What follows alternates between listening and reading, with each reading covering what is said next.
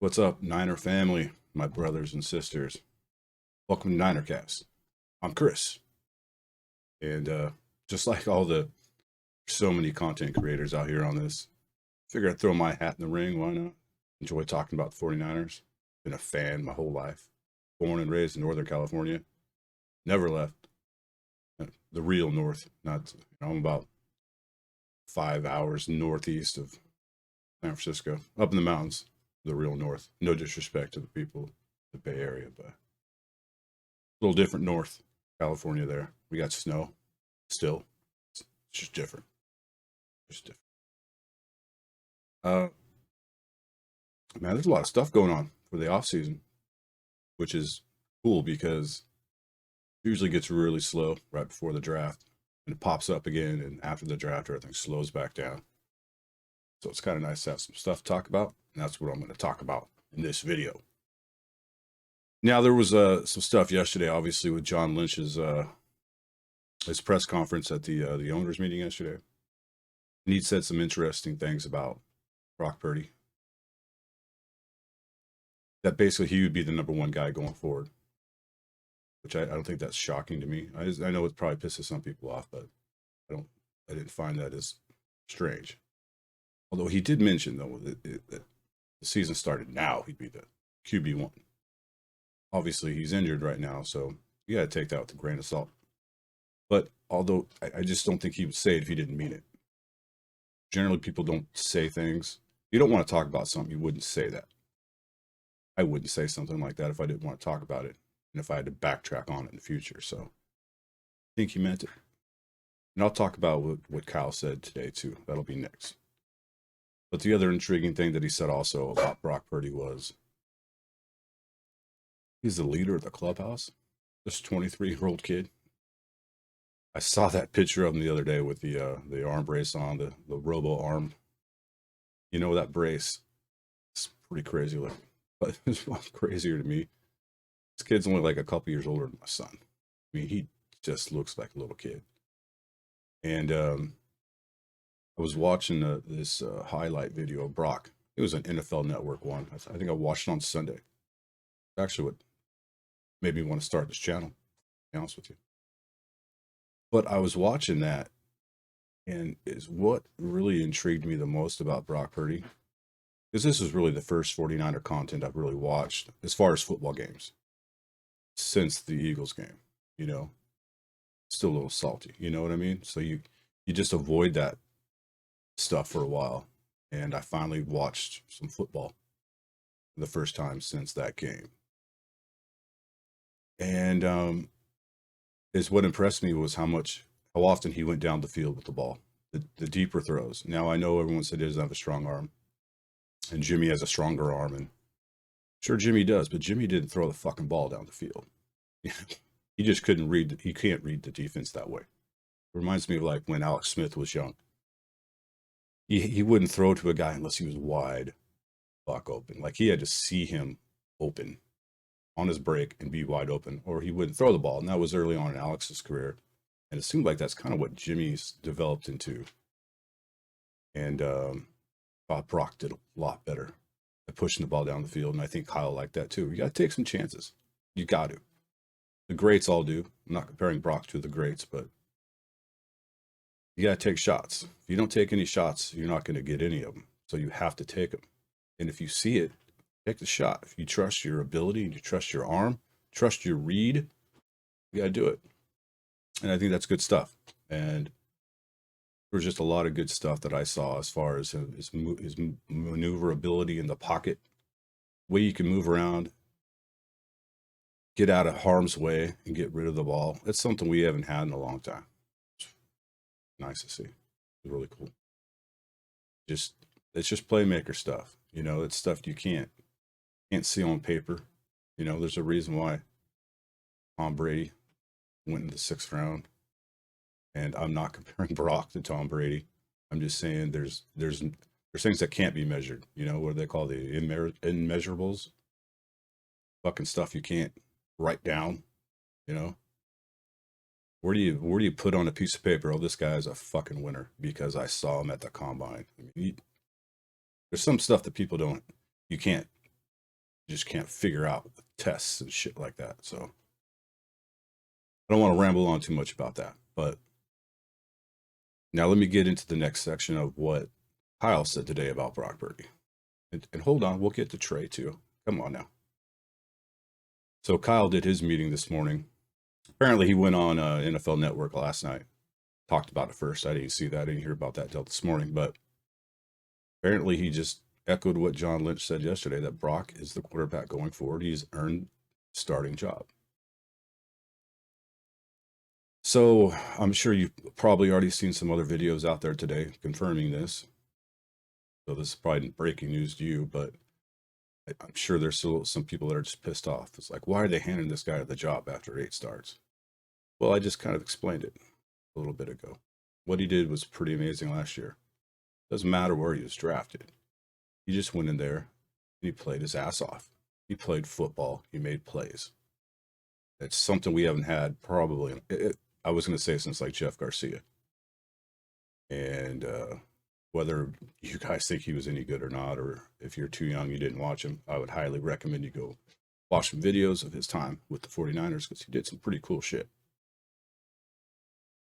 Anyways, but Kyle went on and he did his press conference this morning at the owners meeting as well. And pretty much just said the same thing. Now, he said he might be coming in later in the season, that he might miss some time. But it pretty much sounds like at this point that he is the guy. So as soon as he's healthy and he's ready to go, he's in. Unquestioned, he's not competing. It does kind of remind me of the Jimmy situation a few years ago. Jimmy comes in, win 5 games, and give him the bag. Now, I liked Jimmy when we first got him. I really did.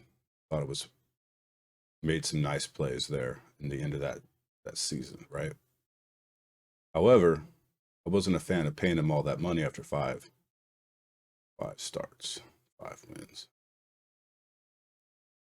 I would have franchised him. But the situation is kind of similar, only there's not money involved. The similarity is that Brock won 8 games without losing until the championship came, of course. And it's kind of similar. So, all right, you did well, so you're getting the job. And from just a football standpoint, a coach's standpoint, get it. And I get that. But I also see it from fan standpoint because they're getting flashbacks or, Jimmy Garoppolo, PTSD kind of shit. I get it because it brings up Trey. That'll bring up the next, spoiler alert, the next topic. Why did we give up all these picks for Trey? Honestly, I don't know. I've talked about this with some buddies of mine. They must have saw something that they liked then, or it was somebody's draft crush and somebody else's wasn't. It might have been John's draft crush. Maybe it was Kyle's. I don't know, but I don't think it's working out so far. So far, it's not working out. Hold on a second. I'm a little parched here. So, oops, damn, I need to change that. Now, when I say it's not working out, I'm not saying that Trey's not going to work out or he's not good. I'm not a Trey hater by any means. I wanted to start him his rookie year over Jimmy, personally. I think we would have got to know what he had more. I think he was progression when it got up. I don't like doing that living in the past stuff. It'd be really, I think it's a waste of time and I think it's unhealthy. So whatever's in the past has happened. It's done. The ink is dry. The story's been told. So with that being said, where we are right now is where we were when we drafted him. We don't really know what we got. And now I see a lot of people saying right now on the internet, on the interwebs, the not real world. Nonetheless, it's out there that a lot of people think this means he's going to be traded. I'm going to tell you why I don't think that's going to happen. In just a second.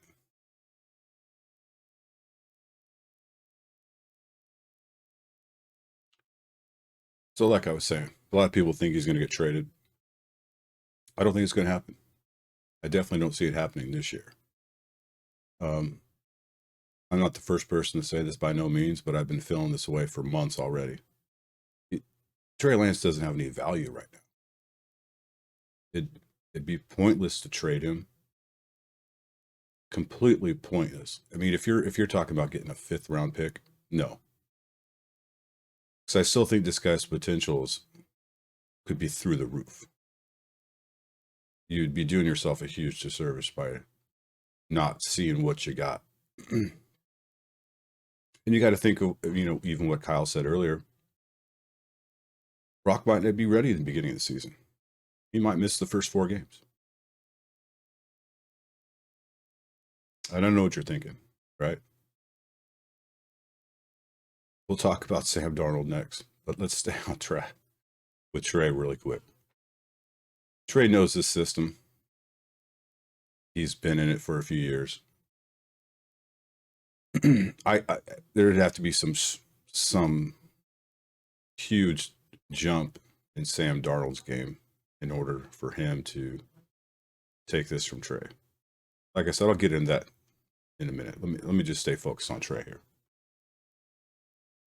The reason I don't see the trade happening, because look at the injury history we have with this team.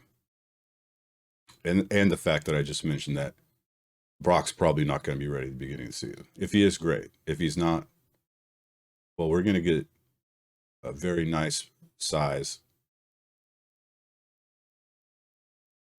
view. Finally, well, not finally, we probably would have got it last year, but like I said, don't talk about the past. We're going to see a nice clip of what Trey can do. He's going to go out and start the first few weeks of the season. At the very least, we'll see him in the preseason. And the better show he puts on, the better for us going forward. Whether that is him as a backup or a potential trade in the future down the line. But my thinking of why this probably won't happen is because if you go a whole nother year, and let's say Brock is still doing well, and you got Trey developing behind the scenes, do you guys remember that Joe Montana, Steve Young dynamic? I'm sure you've all watched videos on those. I think Joe has said that once they got Steve, that pushed him. And if you remember the 87 and 88 seasons, it's a long time ago, but I remember watching those live. I'm old. But Joe has said that pushed him. It was towards, he was almost 10 years in the league at that point. 8 years in 87. Season 8, 9. And getting pushed like that, I mean, he had some of the best seasons of his career like that at that time. And for Brock, for him to have someone like that behind him, I mean, if you guys ever played sports of any shape, then you know what I'm talking about. Because when you like to start and you like to play, you bust your ass for it. You bust your ass, and you don't want to lose your job, and you want to do well. And I think players can get complacent, especially probably at the quarterback position. You know what I mean? So I just don't see it happening. I do see a possibility maybe next year. I do. If Trey has good highlights, good play in preseason, and if he starts a few games, Brock, and he does well, yeah, I can maybe see something happen the year after. Maybe. I think it'd have to be a pretty substantial pick, though. Now Trey is not exactly cheap. He's a 3rd overall draft pick. I think he's $7 or $8 million a year. It's not cheap by no means. So,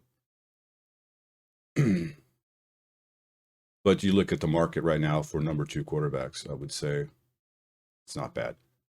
Granted, you're probably getting a pretty seasoned vet. They're going to cost you like 10, 12 or more. those seasoned vets like Andy Dalton, Matt Ryan, I don't want that anyway. So I'd rather stick with Trey and ride his contract out. At that point, that's when he'd probably move on. But you never know what could happen between now and then. Like I said earlier, I don't like talking about the past too much. Same thing with the future. Who knows what's going to happen? We don't know. So, next topic, Sam Darnold. I didn't even really plan on talking about. Someone was speculating today on YouTube. I forget who it was. Or maybe it was an Ian Rappaport tweet or something like that. That people are taking what Kyle Shanahan said out of context, or maybe making their own context. I'm not sure. I didn't take it this way, but they're basically saying that it looks like Darnold's the number 2, and Trey's competing to take that job from him. I didn't read it that way. I didn't interpret it that way whatsoever. So I don't know. I mean, everyone can see their things their own way, or hear or read things their own way, and that's fine by me. But that's not the way I took it. So I think Darnold's I'll kind of echo what Kyle Shanahan said. I think there's talent there. He's got the tools. He's got the abilities. But it's very similar to Trey. It's like, well, I don't know. Granted that Darnold has more start experience. He was on a bad team. A lot of people like to use that. And it's tough to be a quarterback on a bad team. But if you look through the NFL history, really good quarterbacks can turn bad teams around. And that's what a lot of the greats have done. Perhaps it's more difficult now. I don't know. Is it intriguing to possibly see what Sam Darnold's potential could be on this team? Yeah. It's also fascinating to see what Trey Lance's potential could be on this team with McCaffrey and a bunch of healthy weapons that he didn't really get to have last year. He didn't even get to play with McCaffrey. So George Kittle was banged up at the beginning of the year. Debo. And, people can say, well, these are excuses, man. You just got to go out and ball out. Well, you know what? Go back and watch those games. I didn't particularly like the game plan. I know the Chicago game's kind of a wash because it was a fucking monsoon outside. I get that. But, then you go into the second game where Trey got hurt and all the stupid designed run plays. I'm not one of these people that bashes on Kyle or bashes on John. But I will say this: I didn't agree with any of that shit. Trey wasn't a running quarterback in college. He was a play action passer with the ability to move around back there, which is kind of used to be the 49er way, with Joe and Steve, Jeff. I thought we were going to get that with Alex. Maybe we did a little bit more towards the end of his time with us. Probably in part to Jim Harbaugh, bringing some resemblance of the West Coast offense back. But I'm not really into the whole design quarterback run thing. When Kaepernick was doing it here, it seemed cool for a minute because he won a few big games on doing that. But the NFL catches up to that shit quick, and it did. And let's not forget, Trey Lance is not nearly as big as the dude up in Buffalo. You know what I mean? Josh Allen's a big dude. And even if I had Josh Allen, I wouldn't do that either. So that's me. I wouldn't do it. So to round off the things up with Trey, I think he's going to be here for a while, at least a year. Sam Darnold, it's just, I don't know. We'll wait and see. Hope he does well. I mean, it's nothing but good if he does. Do I see him taking the number 2 job? No. Do I see him starting the beginning of the year over Trey? Brock's not ready to go. No. Is it possible? Sure. But it's March 28th. I mean, let's get into OTAs and training camp. But I'm going to update you guys on all that stuff along the way. Next up on the list here, see, I actually got a sheet, things written down because I'm organized, professional. No, I'm not a professional YouTuber. Brandon Ayuk. This dude is kind of like one of my favorite players on the team. And I hope to have his jersey up here on the wall coming up here pretty soon. But all this trade talk doesn't make me happy about doing that because I bought some jerseys and dudes get traded or released, and that sucks. It fucking pisses me off. He ain't wearing that jersey anymore, you know? It says Joe Montana or Jerry Rice. White Clark, that one doesn't come out. That one's actually signed. It doesn't come out of the case. But it started yesterday when somebody asked John at the owners meeting about Brandon. And basically he just said, what's the plan here? Do you possibly just see, doing this 5th-year option? And John basically said, yeah, that'd probably be the way to go. So from what John is saying, it's makes sense because we gotta get the Bosa deal done this offseason. So doing the 5th year on Brandon gives us more time. I foresee that happening. But then you got the trade talk. Someone reported today that multiple more teams. This piggybacks off what I think I heard last week about several teams contacting the 49ers about a possible trade with Brandon Ayuk. I don't want to do this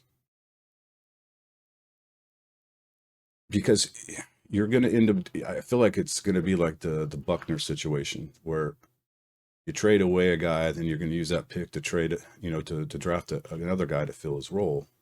That really hasn't worked out at this point, has it? And if you do something similar with Brandon, that might not work out. And we know what we got with Brandon Ayuk. Dude's a badass. I love that tweet he sent out last week. That was fucking awesome. That was badass. You got to pay this dude. This dude's not going anywhere. He's the best receiver on the team. I love Debo, but as far as best wide receiver on the team, it's Brandon Ayuk. It's not even fucking close. I love you, Debo, but hey, man. Boy. So I don't foresee that happening. What John Lynch and Kyle always say, well, we'll do our due diligence, right? And yeah, I'm sure they'll listen to stuff. I don't foresee it happening. I think got some other wide receivers on this team. We can find out what they got. Jennings looks great. We still got to find out. We got Danny Gray. We could end up getting another one later, but we got Ray. I mean, I wouldn't be surprised if we took another one later in the draft. We got 3 threes. I could see us probably using some of those to move up. I'm kind of like, just dude, take 3 dudes in the 3rd round. Unless there's like something really badass in the 2nd round, like edge rusher or something like that, then possibly. Future Hall of Famer right tackle would be nice. I don't know if you find those in the 2nd round. I mean, if they got someone who got scouted really well and they got their sights on them, I could see trading up to get back in the 2nd. But trading our players, I don't like that. Not as far as the ones that are what I consider like franchise guys, Mm-mm. I don't just grow these dudes on trees. I just don't. To go start another, it's just like it's like wasting time at work. It's like getting rid of a good employee because he wants too much money. You got to hire a guy, train him just to find out he's an asshole. And it's like, oh shit, now we got to start all over again. We got to do this process again. When you already had a good guy, you just didn't want to pay him. Pay the dude. Pay Brandon too. But I understand the 5th round option too. So the 5th year thing, it makes sense because we got to get Bosa paid. Another franchise guy you got to take care of. That's pretty much going to wrap up this short show. These are normally going to be live, by the way. This is the first one. Test drive the camera, microphone, make sure everything sounds okay. In the future, they're all going to be live right here on YouTube. So be sure to hit that subscribe button. Hit it, hit it, hit it. And like the video. I guess that helps with all the algorithm stuff, which I don't even know what that means, but subscribe, like, leave a comment. But yeah, the future videos will all be they'll be live, so you guys can drop in the chat and hang out, ask questions, because that's the main reason I'm doing this, which I actually got written down here as my closing topic. Why I started this channel. Man, that was a nice tie-in, and I'm good at this. Why I started this channel? Well, I kind of talked about it earlier. I watched that Brock Purdy highlight video the other day, and I got the wheels turning. But the main reason is I'm just like a lot of you. I watch all the Niner content I can. I'm subscribed to probably just about every dude or chick that does Niner content on here, and I like it, and I enjoy it. I want to talk to more fans and more people who love this team. What I say, our brothers and sisters, man. I mean it. I want to hear from you. Let's talk. Let's do this shit. With that being said, I'm out. Did I say my name? I'm Chris, by the way. I can't remember if I mentioned that at the beginning of the video or not. Chris. This is Niner. Fuck, I forgot the name of the channel. Hopefully I can learn how to edit this stuff out. Yeah. I'm going to try to cuss less too, but I doubt that's going to happen. The name of the channel is NinerCast. And see you guys soon. Later.